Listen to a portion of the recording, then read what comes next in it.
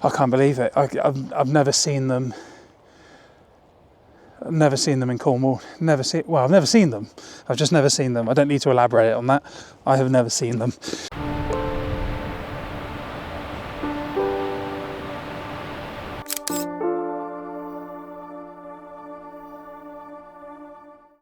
Well, hello, good evening, and welcome to what will be hopefully another video. I've been pretty poorly the last week or so, and although I have tried to get out a couple of times, I've not managed it. I've been home within an hour, feeling quite rough. I've been very chesty, but I'm not normally one to let things like that get me down. So I did try, but I just couldn't handle it, not carrying all the kit. So I've come to a little easy spot today, short walk from the car, and then a kind of a sit and wait spot. So I'm hoping to see maybe kestrels and even the possibility of a peregrine, and hopefully a lovely sunset. So yeah, let's have a look.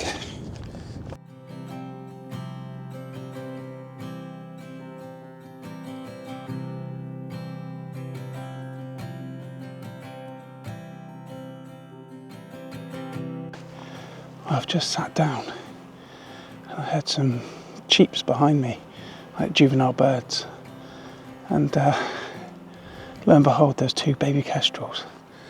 I mean, fledglings, I believe. A little bit difficult to see, it'll be better when I get home on the full screen. I did forget my binoculars again. But yeah, absolutely wonderful. There's one sat just on this rock here behind me now. Absolutely gorgeous. I can't quite tell if it's a female or juvenile at the moment, but I'm pretty sure it's a juvenile, especially with how bold it's being. And just as I was walking down to this spot, I saw one of the peregrines sweeping by as well. So yeah, I've been here literally 2 minutes. Absolutely fantastic. Well, let's hope that we are able to get some nice photos today. Excuse me. And but already the trip's been worth it. Just had nice fish and chips from Ben's place in Millbrook, and I'd actually go as far as saying it's the best fish and chips I've had for a long time. So yeah, if you're ever in Millbrook, Ben's place, fish and chips limited, I think. Well worth a visit. I had the fish bites and chips, and it was plenty.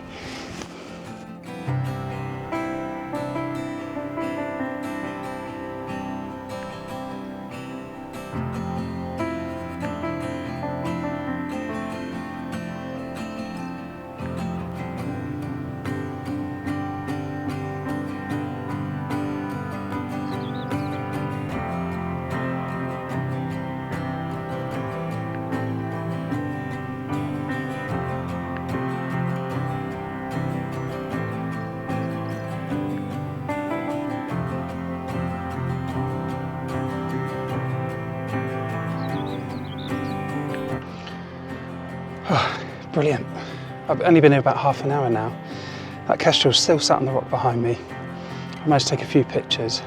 There's quite a bit of heat haze, so I'm kind of hoping it hangs around for a little bit longer, because it will start to cool down a bit soon, and then hopefully we can get some better quality images.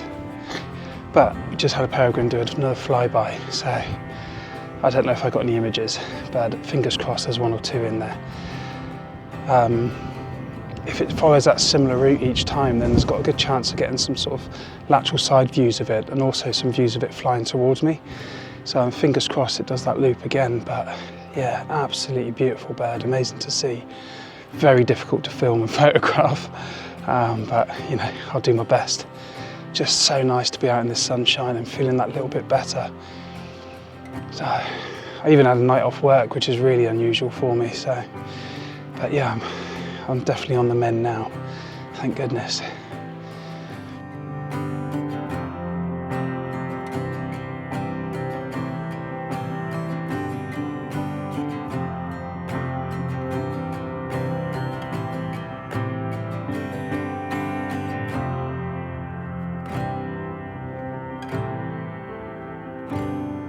So I've just had what I think is the male peregrine land.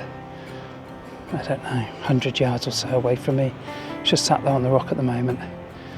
I think it's the male, it looks a bit smaller, but I can't say that I'm an expert on my falcons, so yeah, I'm just watching him for a bit now, hoping that either she comes to join him and then we get a bit of an interaction, or he spots some prey. I'd love to get some action shots like that. Not easy to get, but you know, if you don't try, you won't succeed. So yeah, so I've got the peregrine sat, like I say, 100 yards that way. About 25 yards that way, I've got the kestrel. Sun's shining. I'm the only one here. Today is a good day.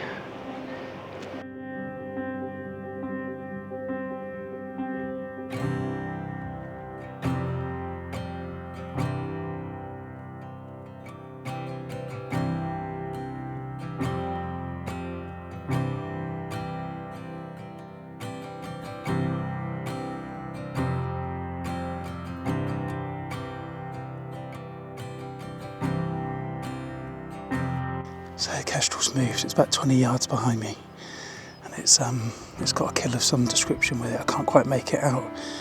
I think it's a fledgling bird, but hard to say. She's just sat there eating it, tearing it apart. So close to me, it's unbelievable. She just doesn't seem bothered. I'm just being very quiet, not staring at her directly, and you know, giving her plenty of peace so she can eat. Oyster catcher. The peregrine still sat on the rock over there, not moved for quite a while now. Yeah, and she's still there just behind me. What a trip. I just wanted to get out of the house. You know, I've been here so many times hoping to capture the kestrels and the peregrines, and I've never really managed to get any decent images here. Always found it quite a difficult place to photograph them. But things are coming together today, and I couldn't be happier. I'm going to get a few more of this kestrel before she goes.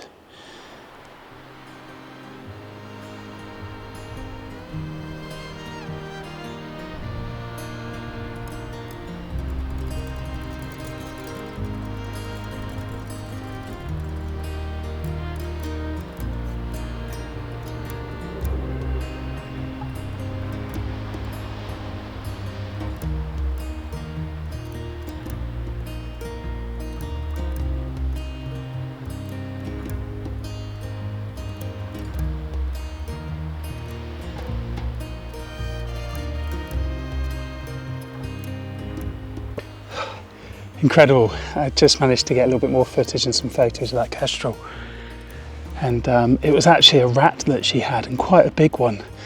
It looked like she was pulling out downy feathers initially, but that's all I could see. But yeah, and she just chucked the bottom half of the body up with a tail that was as long as her body. It took a bit of effort for her to swallow that down, but absolutely incredible to witness. She's going to be full up for quite a while now, so I suspect she's not going to be moving too much. I think it is the adult, but she's just gone and perched up a bit further along the coastline. So, talk about being in the right place at the right time. That peregrine still sat just over there. I would love to get some closer shots of the peregrine. But as you know, they're a protected species, and the last thing I want to be doing is disturbing them. So if he comes to me, fine. If not, just amazing to be in its company and watch it. I mean, when you see it fly past and it suddenly dives down, the speed is just phenomenal. What an incredible bird. I guess some of you probably saw in the news fairly recently about the St Albans peregrines. Some idiot climbed onto the roof and smashed the eggs. I really hope they find who did it. But a little bit of good news last week, and they have laid another clutch, so fingers crossed. Lots of speculation about who did it, but I don't think the police have actually got anybody as a person of interest. So yeah, I think another camera up there is going to be in order to monitor, that's going to see the face and the body of anybody coming up. I mean, I'm sure he covered his face anyway, but every little helps. Just what goes through someone's mind and makes them want to do that? I just don't get it. People are weird.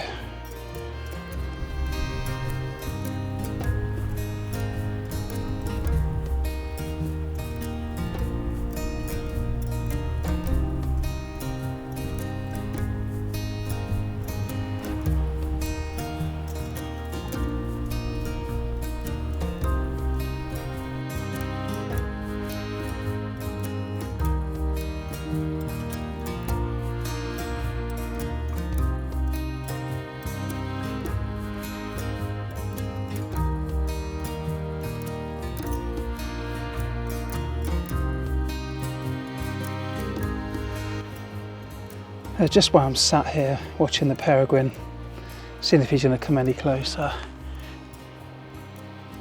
Keeping my eye out for that kestrel as well. I just wanted to talk about sort of what I would call the three key aspects of photography. Aside from the technical side of things, I think number one, it's really important to know your camera, to be able to switch modes, change settings and do everything on the fly without having to take the camera down away from your eye and look at what you're doing. And the best way to learn that is just to use your camera, use it as much as you can, and it will pay dividends. The amount of times I've been shooting a perched bird and you see something fly by and you've got to change your settings, and you just sort of need to know roughly that many clicks that way, and I'm going to be at a shutter speed that's going to be able to deal with something in flight. It makes such a difference, and there's so many photos that in my portfolio that I wouldn't have got if I didn't know my camera inside out. I mean, don't get me wrong, there's loads of my camera that I don't know, I don't touch, I have no reason to know. But when it comes to the photography side of things, I know the features I like to use, I know the settings I like to use. My standard walkabout settings, as I call them, I'd have auto ISO, because you can never dictate what the light's going to do in wildlife photography. It's not like a studio. So I would use auto ISO unless in very specific sort of situations. I'll have a shutter speed of 1/2000th. You know, that's ideal for everything. Perched, birds in flight, kingfishers diving, no. Hummingbirds, no. But the majority of things it's going to be absolutely fine for. And then my f-stop, generally speaking, I shoot wide open because I'm using a super telephoto lens. It doesn't have a very wide aperture anyway. But when we've got good light, or bright light I should say, this is a bit harsh today, then I'll probably go up to sort of f8, f9, because you just get that little bit of increase in sharpness. But yeah, that's my settings, that's what I walk around with. Like I say, it's good for most situations. If I realise I'm shooting a perched bird and the light's a little bit lower, then I can slowly bring the shutter speed down. But it's just important to get that first initial shot, even if the ISO is a bit high. You've got it in the bag then you can reduce your shutter speed and you're good to go.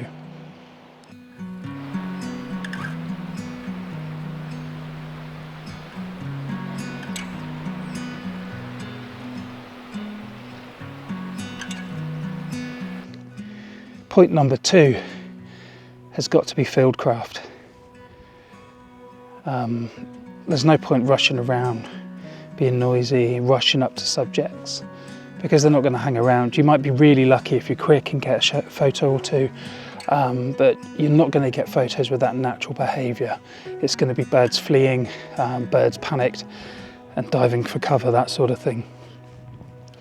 Whereas if you can use fieldcraft and you can get that bit closer, without them even knowing you're there, you'll then start to see them display that natural behaviour, feeding, grooming, whatever it might be, and they make for much more interesting photos and video, I believe. So yeah, work on your fieldcraft. Birds, it's not so critical about the wind direction, but certainly with mammals you want to be aware of your wind direction and make sure that you're downwind of the animals. And again, experience, get out in the field, practice it, practice and practice, and you just get better and better. I'm no expert, I'm not perfect, but I'm a little bit better this year than I was last year, and last year I was a bit better than I was the year before, and that's just the way it goes. It's fun. It's fun as well. When you pull it off, when you get in a position where you think the animal's going to come to, or you manage to get close enough without them even noticing you're there, it feels good, especially when you get those photos too. So yeah, fieldcraft is tip number 2.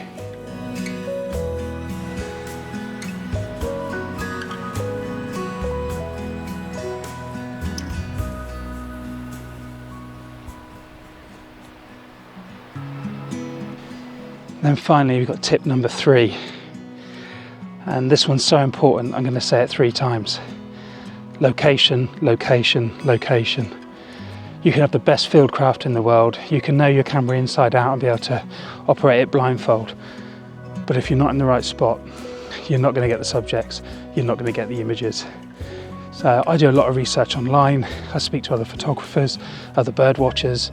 I'm always happy to pass on locations and tips to people that I deem responsible. You know, that's how I found a lot of my places. I found a lot through perseverance and you know, wandering about. But shared knowledge, I think it's a great thing. Help each other out, and you all see that little bit more.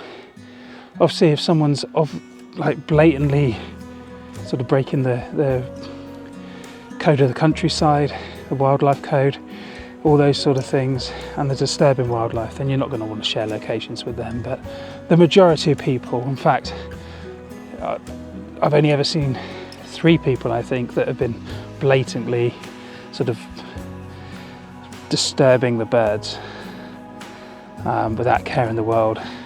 And those 3 had beer cans in their hands, shouting and hollering, and they'd come to see the birds as well. It just baffles me. But yeah, location, location, location. I do research online. I'll probably do a separate video on how I do that research, because there's probably a few bits and pieces that I do that I've not even seen mentioned online before. So I think that'd be some good knowledge to share, but I'd rather do that at home on a computer so I can show you how I go through that process. Some of it can be a little bit long-winded, but for example, if you're going on holiday to a certain location and you know you're heading to these places, 10-15 minutes on the computer and it can really make a difference. You can also be quite shocked by what species are in that area that you don't see reported anywhere else. So yeah, watch out for that video coming up soon. But yeah, I've said it 3 times, I'll say it 3 more. Location, location, location. Very, very important.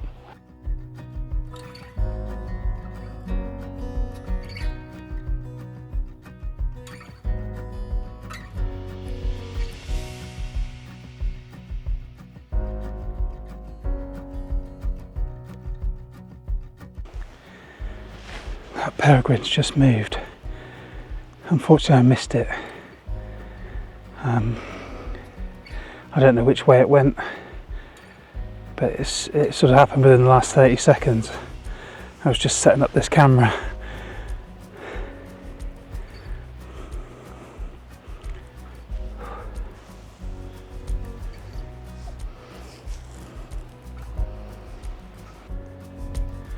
Now I know usually the peregrines like a little ledge on that far ridge, and they'll sit up there together,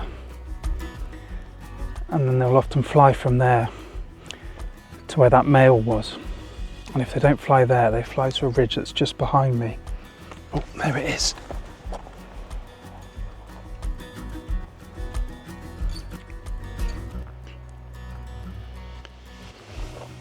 Is he going to come this way?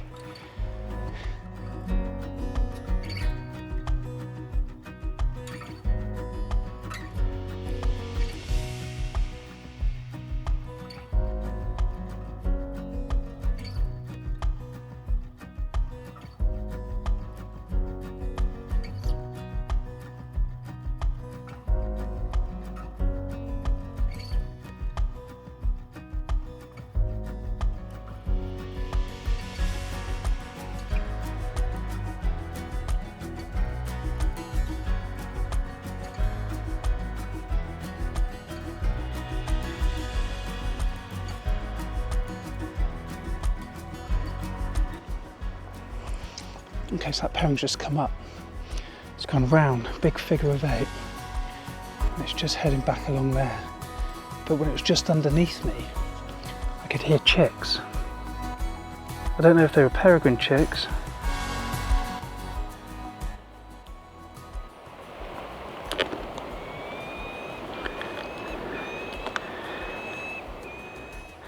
I don't know if you can hear that, it's him calling.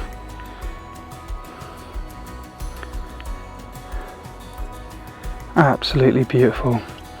They're such an amazing bird. Absolutely striking plumage.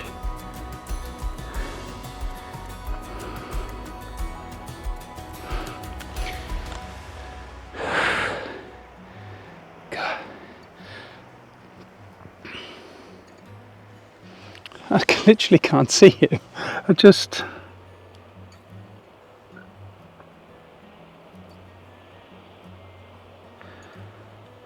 Oh, there he is. Same. Oh, he's on the other side of there. I see him now. He's a lot closer now, but he's also a lot lower.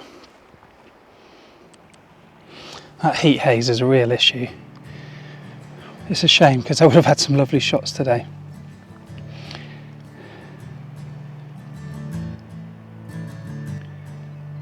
But it doesn't really matter. I'm absolutely loving being out here.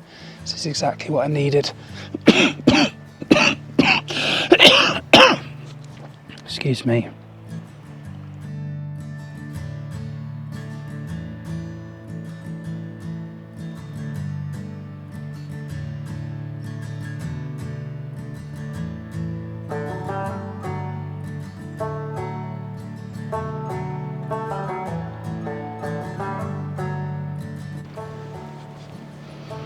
So excuse the sweet in my mouth, it's about the only thing stopping me coughing at the moment. I'm tempted to have a slight change of location, which seems like madness because it's been amazing here. I don't think I'm disturbing the birds at all. As I say, that kestrel was hunting and eating and grooming just 25 yards away from me that way. Even if I stood up and walked around a bit, it didn't even look at me. The only thing that's making me think that is, as that peregrine swooped round, I wasn't sure if it was actually him or chicks that made the noise now.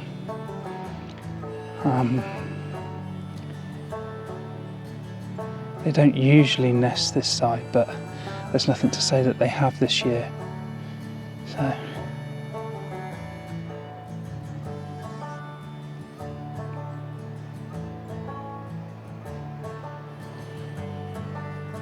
I'll give it a little bit longer and just see what this male does. The female's been over that side where they usually nest. Well, for a good hour. So I assume she's over that way and he's supposed to be doing the shopping, but I must admit I've not seen much prey for him other than a couple of meadow pipits. I'll give it a little bit longer here. And then maybe there's another spot, it's not quite so good.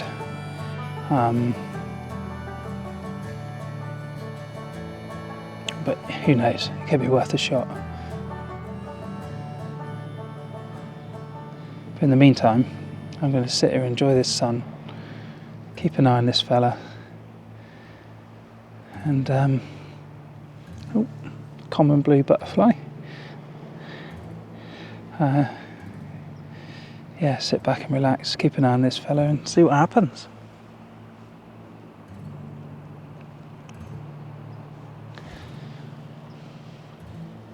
There's usually a lot of jackdaws and gulls here.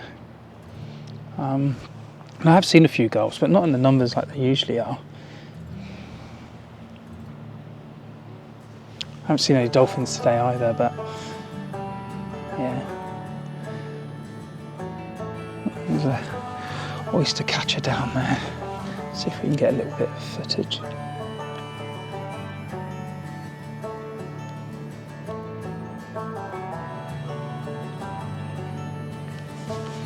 obviously heard me, he's hidden behind the rock.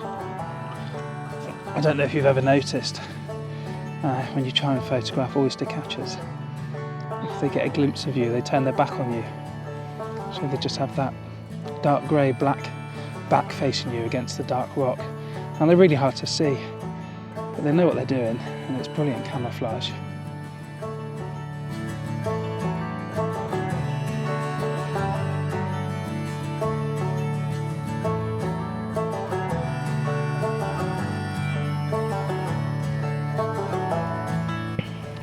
That male peregrine that was just watching on the rock face below me, I was wondering what he was up to, just sort of sat down there. I've never really seen them sit that low down on the cliff. They're usually very much sort of 2/3 of the way up or more.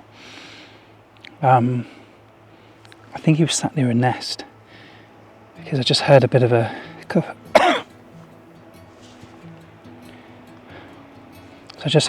kerfuffle down there. And then the next thing I see, he's taken off with what looks to be like a white chick, maybe a gold chick, I'm not sure. And then he's flown across the bay and gone up to the other side where they usually go. And I can barely see him, like even through the camera, but I can just see a mass of white feathers that have been plucked now. So yeah, he's obviously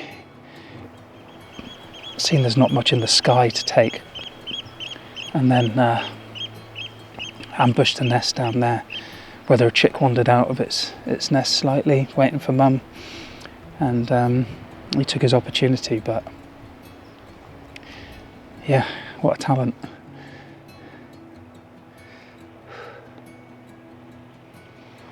What an evening. I can't believe how much I've seen. It's been absolutely mind-blowing. The kestrels have gone now. Well, I've started leaning towards the fact that that was actually an adult female rather than a juvenile. When she's flown back over that way, I think I can hear chicks calling her, so she's probably gone back to regurge up some of that big juicy rat for them. But hey, hopefully we'll see her, or maybe even missed her before the day's up. And I would love to see the peregrine again. Heat haze is still quite bad, but it's slowly getting better. So hopefully, well, we've still got a bit of light, they'll make an appearance and we'll get some sharper photos. But I'm not complaining if I don't. It's been an incredible evening. I've been here like 2 hours, and yeah, seen so much. I've not had to walk anywhere because I just can't do the exercise at the moment. But I'm back to work on Monday for 9 nights, so I'm not going to get a chance to get another video done. So this will probably come out on Friday, and then it'll probably be another 2 weeks till the next one comes out. But we'll see, you never know. If work's good and I get a couple of hours one morning and the wildlife are playing ball, then we might get another video out.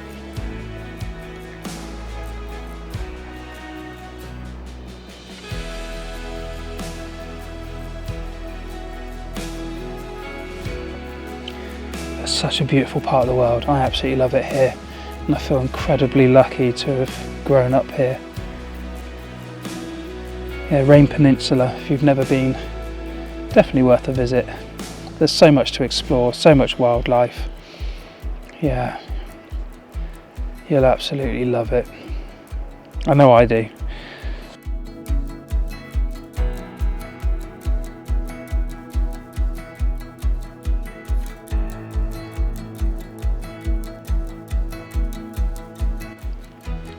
So Merlin's just picked up a whimbrel. I can't see it at the moment.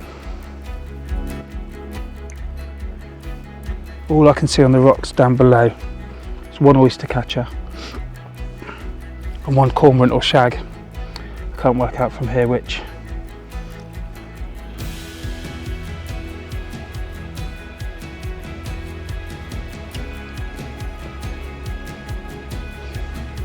I haven't actually seen a wimble this year, so I'd really like to see it today if it's about.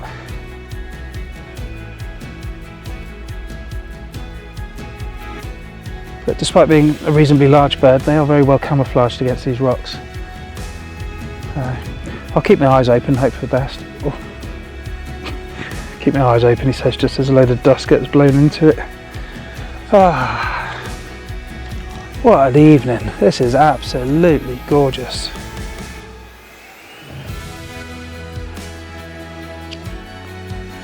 I've also had quite a few linnets, skylarks, meadow pipits,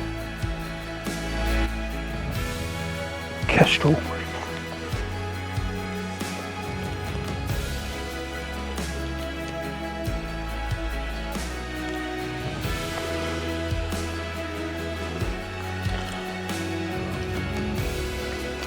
I just saw that kestrel shadow on the ground right next to me. It's right in the sun now, I can't see it, but hey, I'm not that interested in straight up shots of a kestrel in the sky. They're not all that interesting, are they? Give me a bit of habitat or a bit of interesting behaviour.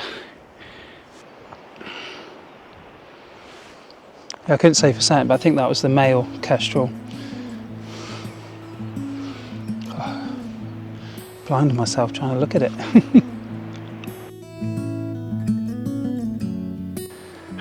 Absolutely lovely, all the sea thrift in flower and the bees all over it. Reminds me of maybe 3-4 years ago when I was photographing choughs on the lizard amongst the sea thrift, and some of the nicest photos I ever got of them.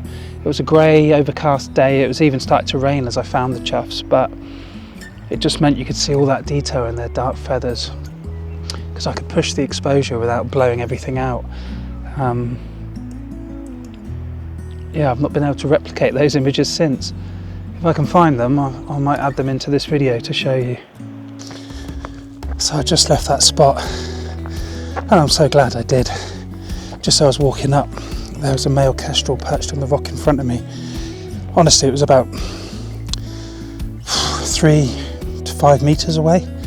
It hadn't seen me, I hadn't seen it, so I just laid down there and then. I managed to take quite a few photos. And I tried to carefully roll out the way to leave it be, and it saw me then and flew off. But yeah, some of the nicest portrait shots of a kestrel I've ever got. Can't wait to see those on the computer when I get home. So I'm just having a little wander around. I've heard lots of small birds, but I haven't actually seen them today. So I'm just going to see if I can see anything else while I'm here. Then I want to get a bit of footage of the sunset, and that'll be time to go home. But it's been a cracking evening, absolutely wonderful. It's just what I needed to recharge. Oh, I love this place.